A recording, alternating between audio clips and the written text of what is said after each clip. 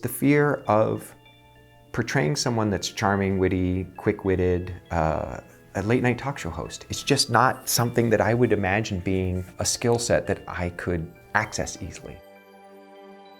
So what drew me to Late Night with the Devil, first and foremost, was the script itself. I read the script, I loved the script, and I was terrified of taking on the role of Jack Delroy. So I said yes with the fear that I could completely let them down, and luckily they were pretty happy with what I was able to conjure for Jack.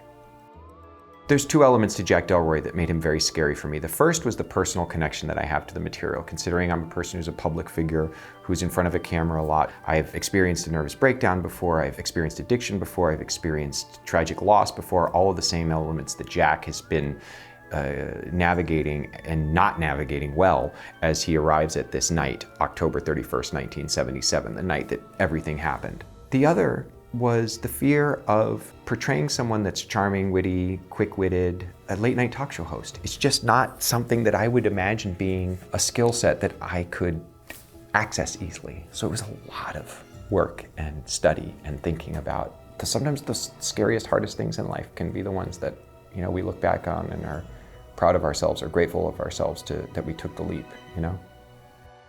So the way Late Night with the Devil read to me as a script, which was so appealing and challenging, was this is a live broadcast you're watching of Night Owls. I mean, the found tape now, but you're getting, as an audience, to watch what happened that night that everyone else in America was seeing happen in real time.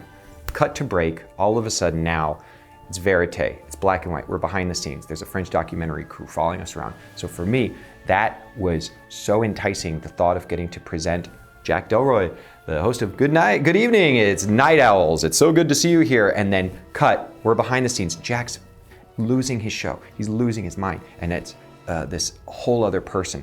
The construction of the film in that way, to me, was such a wonderful lens for the audience to get a peek into what's going on in Jack's heart and mind.